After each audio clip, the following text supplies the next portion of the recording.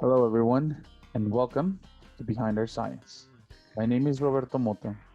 I am one of the co-hosts of this podcast, together with my awesome and very talented group, my co-hosts Daisy Shu and Marina Anastasia. Our podcast is aimed to allow scientific communication across and beyond our fields of scientific research.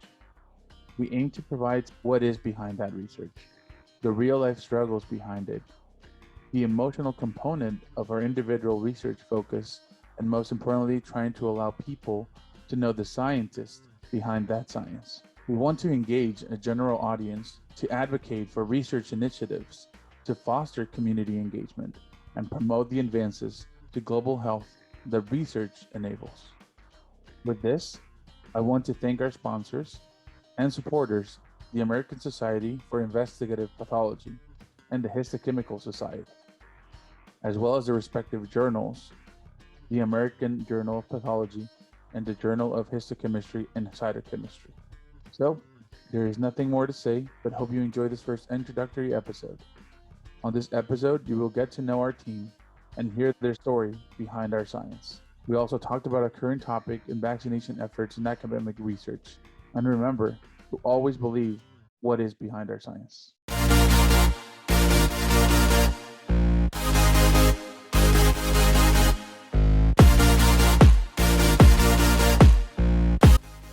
Hey Hello, everyone. Hi. And maybe Daisy, can you describe a little bit more about the podcast? Yeah, sure, Roberto. Our Behind the Science podcast aims to close the gap in understanding all the complex mechanisms driving disease formation and engage the general public, you guys, about what we're doing behind the scenes in the lab. Our podcast is going to promote all these new findings in a really digestible way, zero jargon, so that everyone and anyone without a scientific background can understand and appreciate all the things that happen in our labs. We're going to be able to give away some of the gift cards that our sponsor supporters are actually able to afford. And I think we'll be able to also incorporate some of those scientific findings that some of the journals that are directly related to the societies. Our audience is comprised of trainees, pathologists, patients, and their families, and anyone who's interested in learning about how science is made and how scientists approach health science and research today. So tune in and hear more. Thank you. We want to hear from you guys as well. So we have social media that we're going to be able to interact with you guys, and we want to be able to accomplish that through the series of episodes that we'll be able to publish. Was this today? Hello, Behind Our Science. My name is Roberto Mota. Let me tell you a little bit about myself.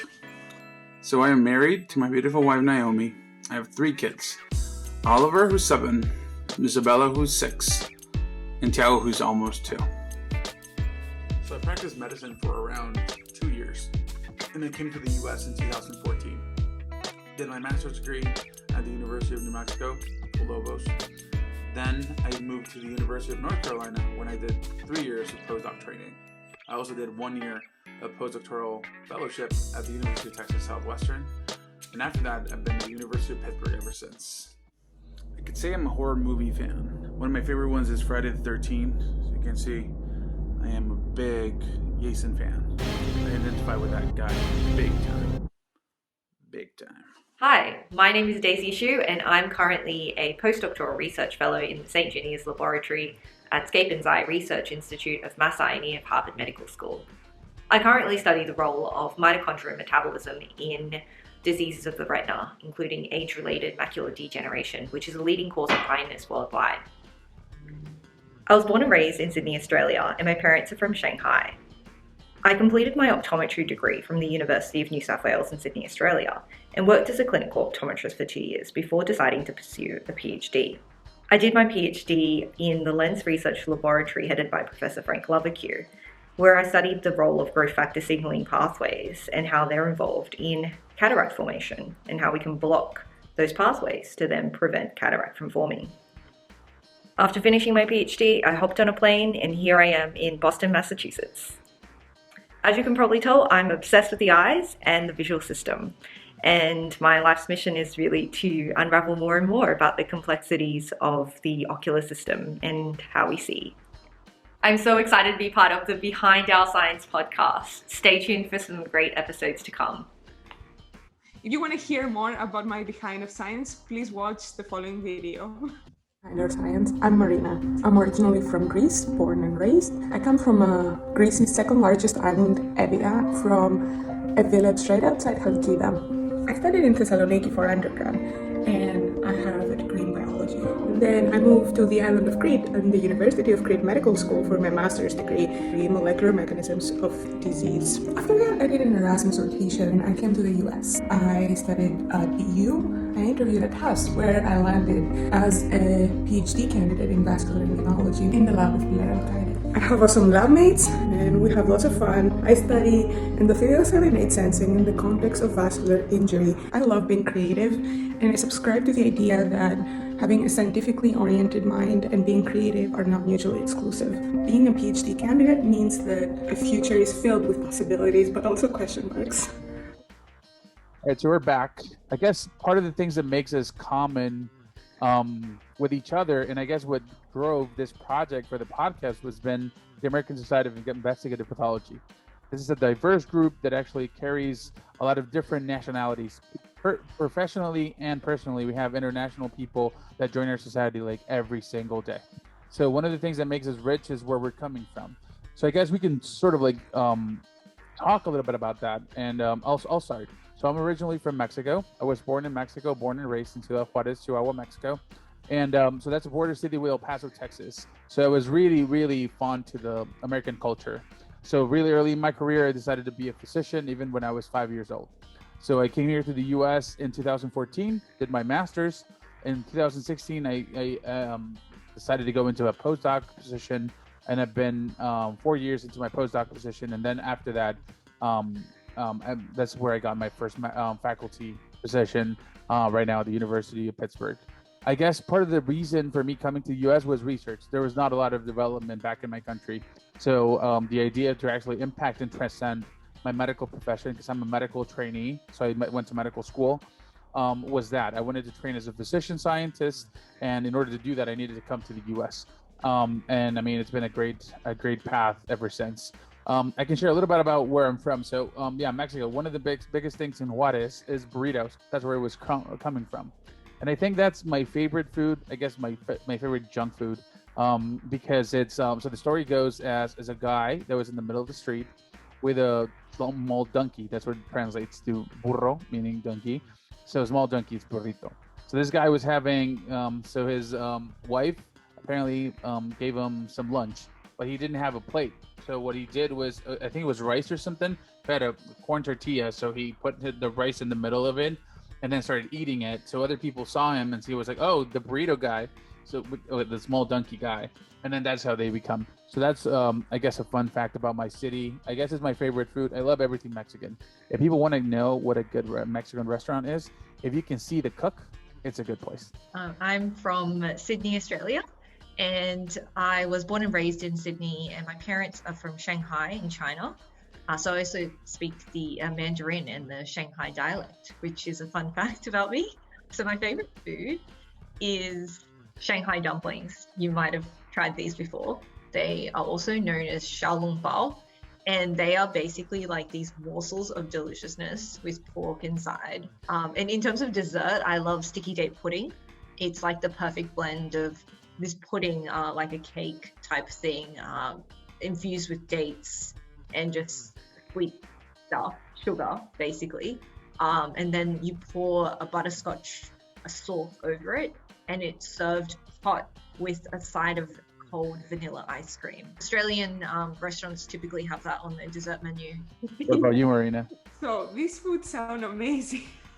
I want to try everything. I am from Greece. I'm 28 now, and I have spent the majority of my years in Greece. Luckily, I had the opportunity to move a lot throughout Greece. Because I traveled so much throughout Greece, I was also exposed to amazing foods. But I have to say that my favorite food remains the same.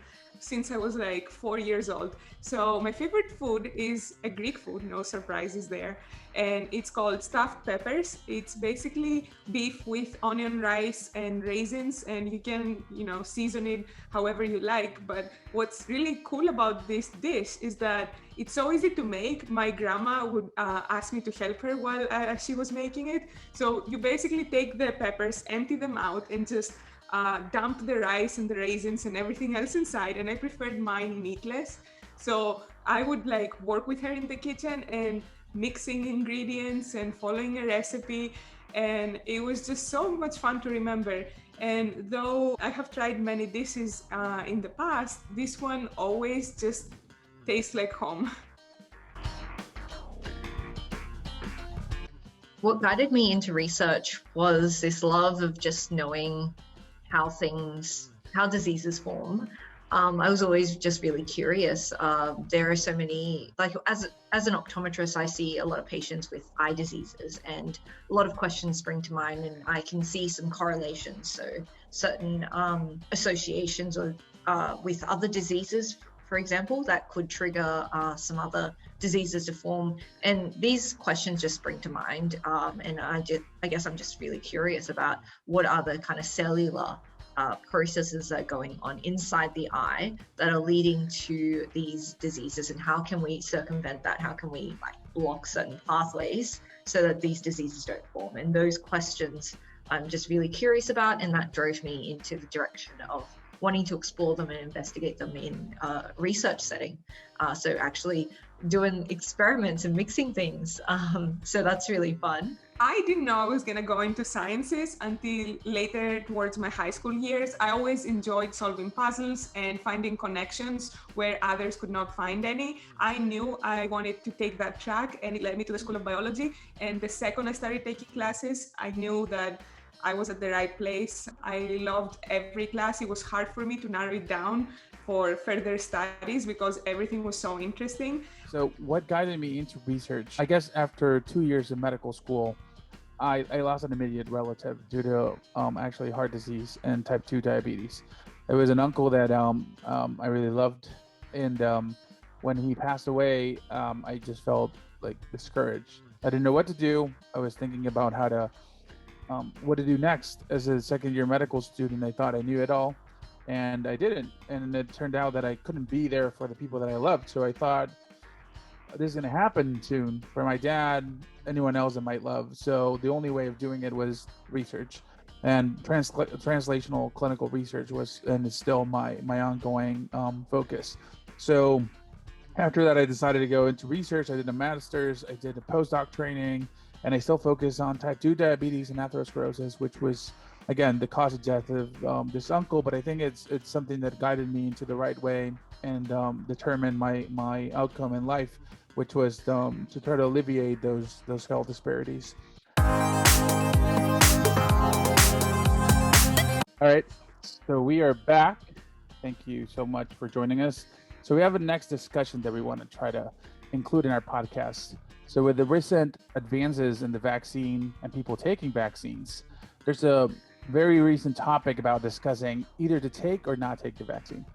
So that will be our next topic in this podcast. Many of us actually work in academia, so many of our institutions are offering or already offered the vaccine. So I guess we'll open it up. Maybe we can start with you, Daisy. What's your experience with the vaccine? Are you taking it, not taking it? Which one, if you're comfortable with releasing that info? Go ahead. Yeah, thanks, Roberto. I am super grateful that I'm now fully vaccinated. I got both doses of the vaccine, and as of last Friday. So yeah, it was a great experience. I got Pfizer, and also my whole lab mate. My whole lab has gotten it, so it's been really great. How does the Pfizer vaccine really? Was the others, or I guess the other Moderna offered? Did they give you a chance to think about those? We didn't have a choice of Moderna or Pfizer. It just depended on where you scheduled your appointment, and there were 2 location options. Just so happened that the one that I scheduled was Pfizer, and yeah, it my side effects. I had basically no side effects, which is amazing. Like it was just a little jab similar to a flu shot, and then literally like zero fatigue or fevers and stuff. Like I was just so fortunate. And everybody in my lab had zero issues. Do you think, and I've been asked this a couple of times, as a scientist, did at any point did you had any doubt to take it or not take it? Fortunately, I didn't have any doubt. I know people have done it, so I mean, I know that people have like even doubt. I mean, it's a new thing. This is a new normal. What about you, Marina? Did you have you gotten it offered to you at least? No, no one has offered me the vaccine yet. Massachusetts vaccinates in phases, and once my turn comes, I will for sure get vaccinated. I cannot wait. I doubted it for maybe a millisecond, but then, I study immunology, so it became very clear to me that there is only one right thing to do for me, which is to get vaccinated. Now I just hope that it happens as fast as possible for me, so that I can resume my life the way it should be for a 28-year-old.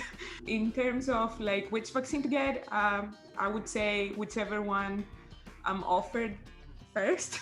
Yeah, I guess many people have like theories about the vaccine, and I guess the way that I see it, I've been vaccinated, by the way, with the Pfizer. Whenever we're recording this, I'm taking it on Friday, and many of the people, when you talk about polio vaccine, when you talk about many of the other vaccines that are like come gone and like easily like don't think about it anymore. At least it's a discussion. I know that it brings up many different topics and different views to the table, but I think it's a point of at least people are getting educated about what a vaccine is. I mean, this is a one in a lifetime thing that has never happened before. There's never been a vaccine developed in less than a year, so it's learning time, but it's also like promising. I was giving that opportunity, and I was just thinking about that. And I mean, I was thinking about the last vaccine that I'd taken, like tetanus, I think, or the flu. But I've never felt like that hopeful. And I guess, I don't know, did you guys feel the same way? Like, what were you thinking about, like, during that? I was in line, and I was, like, just thinking about that. Like, I mean, as an adult, I mean, you don't think about vaccines anymore. So how did that happen for you? Well, at least for you, Daisy. And what are you thinking, Marina, down the line? I was amazed at the rapid rates at which it came out as well. It's just, yes, amazing that science can accomplish so much so quickly. So I'm super grateful. Yet in terms of like taking vaccines, I agree with you in that I just get the flu shot, maybe a tetanus shot, and some, like, it's sort of like when you're a kid, you get vaccinated and during high school, and then later on all these like other shots that you get, you don't typically get them as much unless you go overseas, to traveling to a foreign island or something, and then you have to get all your travel vaccinations. But yeah, it was interesting to experience that and have this vaccination, because it kind of reminded me of when, back in high school when everyone had to get the HPV vaccination. Yeah, I mean, I'm not from, well, in Mexico, there's like not a lot of like research going on the HPV, but that's also an interesting topic. Maybe we can have that discussion later on. But I thought, and again, Marina, you will probably answer this better because you know a lot of people, and you're part of the Women in Science and Women in Pathology. Women in Pathology group, and many of those. I know that the Moderna vaccine was developed by an African American female, and that was amazing to hear, like the breakthrough that it breaks all the barriers, the whatever, the crystal lining, whatever they call it. That has to be amazing to hear someone doing that. The glass ceiling. That's so I'm amazed. It's shattered. It's shattered. I'm amazed all around with how fast the pipeline to get these vaccines has occurred. Like, I never thought you could get a vaccine in under a year. It goes to show you that this vaccine has relied on prior research. My parents are farmers, and they didn't even know what RNA was, but now they call me and they're like, this is an RNA vaccine. Can you tell us more about it? But that also highlights how easily people can get misinformed. people back in Greece, back in home, have been saying we should not get this vaccine because it's an RNA vaccine. And I'm like, as opposed to what? Do you know the other vaccinations you've received, what they're made of, or how safe they are for you? Like, what makes you think this is less safe and you should even question about getting it? Because like you guys said, we get our vaccines like in childhood and maybe early adolescence or when we have to travel, and we never think about it twice. It's something that you just have to do. And we are blessed to know that so many scientists have spent so much time working to provide us with immunity, essentially. Apart from being grateful, I also feel that it's a great opportunity to correctly educate the general public, because farmers are not supposed to know everything about RNA vaccines, and that's okay. But they shouldn't be scared of them either. And that's where we step in with science communication. Yeah, this topic will still come up in a couple of years. I was actually learning that in Mexico, back in my country, there's 7 vaccines being given. So there's a discussion. I mean, it's not great. I mean, the production, who gets most of the distribution worldwide, there's disparities there. I mean, if you get 7 vaccines, that means you didn't get as many as you needed for the actual 1 or 2 or 3, right? That makes also like that variability about the vaccine so much higher. I mean, the standardization is going to take forever. So that might be something that we can tackle later on, because this is still going to go through, as you mentioned, Marina, you're still waiting on that to happen. But it's a great topic to actually be having, and having people learn from at least trying to understand those processes. It's important because they've never known before what type of vaccine these are taking. They just take it as what are you informed by your physician or anyone that might just prescribe it to you. So it's a great topic, and I think that's something that is greatly anticipated in our community. So it's great to have it out there. So thank you guys. A fun fact about me is that I was actually a food blogger back in Sydney. I had like an Instagram account for my food blog. You can actually check it out if you're interested. I don't post anything on it, but it's at Droolworthy World. And I ran that with my sister, and it was just something we did on the side that we really loved doing, because we'd basically go and eat and then take a photo of the food and post it up. And eventually we gathered quite a following, so we got invited to eat free food, which was amazing. So every weekend we would have like a new restaurant or cafe to sample their food, and so that was really fun. And that's kind of why I'm really into science communication on social media now as a scientist. How many businesses did you ruin? I was very nice. Okay. But yeah, I was like super nice. Okay, so maybe not to run. Yeah, too nice. I don't know. Yeah, but like we literally, I went to so many fun events. Yeah. That sounds fun. Marina, you want to go? Fun fact about me is that I'm actually a screenwriter, on the side at least for now. I have been writing scripts and stories for the better part of the last 12 years, and I am now starting doing it on a more professional level. I have entered competitions and have done very well. I am hoping to keep pursuing that alongside science. Great, thank you. So I'll go. I guess a fun fact about me, and I don't know if it's a fun fact or more of like learning that I am really an intricate and weird guy, is I'm trying to become a firefighter. I love everything that has to do with being a hero. I think I have that complex personality where I want to be involved in everything, but I have the utmost respect for people that are caring for other people other than themselves or family, their immediates. It's something that people do. As a physician, you do it, but I find it with volunteering and people that do it with their own time and at-risk scenarios. I've been a physician and I've been a paramedic, but I've never felt an adrenaline. So I'm the guy that if he sees someone, industry is being mugged, he will probably help them. And it's a two-sorted type of thing. I mean, I have kids. I want to be helpful, but I also want to take care of them. I want them to see me after 40. But so firefighting, I think that's my next step. And here come the highlights from the American Journal of Pathology and the Journal of Histochemistry and Cytochemistry.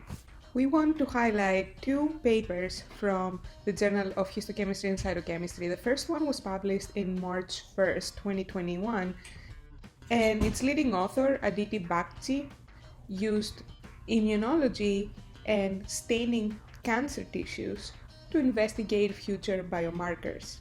The other publication we want to highlight is a review that was published January 1st, 2018, and its lead author, Charles W. Frevert, focuses on ways to affect tissue inflammation through innate immunity. And now off to the highlights of the American Journal of Pathology. We want to highlight a publication from the March 2021 issue. We chose to highlight a publication by lead author Justin P. Chang. The paper deals with blood coagulation in a certain type of cancer called B-cell lymphoma. An excellent paper that identifies potential targets for pharmacologic intervention for this cancer type. We also want to highlight a review that was published in 2007 but reappeared on the interest list at the start of the pandemic, and the review's leading author, Zhan Wu, discusses the pathology and pathogenesis of severe acute respiratory syndrome, which became increasingly relevant around the start of the pandemic of SARS-CoV-2. More papers and reviews will be highlighted in the podcast episodes to come, so stay tuned. And now we have our giveaway. As a thanks to all the audience members for listening today, we have 3 Starbucks gift cards to give out. Whoever gets it is whoever is able to answer any of these 3 questions. The first one is, how many multi-channel pipettes did Daisy have on her virtual background? Which country was Roberto born in? Which university does Marina currently work at? So in order to enter this competition, you'll have to write the answers to these questions and tag our Twitter account, which is at BehindOurScience, without the E at the end. We have a Facebook page, Instagram, Twitter, and we also have our email, so you can send us an email if you don't have any of those social media. We'll also have our YouTube channel where we'll be posting this first pilot episode, as well as some of the following episodes that we'll be showcasing and for the upcoming giveaways that we have. All right, so that'll be our first episode. Thank you guys for listening. We have a lot of interesting things happening. We have other sessions coming up before the experimental biology meeting 2021, which is going to be a virtual session this year due to COVID-19. Join us, follow us in our social media, and we hope to see you guys again. Had 16 shots of espresso today. Whoa. I'm starting to feel a little bit of numbing on my forehead. I am a little worried. I'm starting to feel that you need help. Knock, knock. Who's there? Orange. Orange who? Aren't you glad that we started this podcast?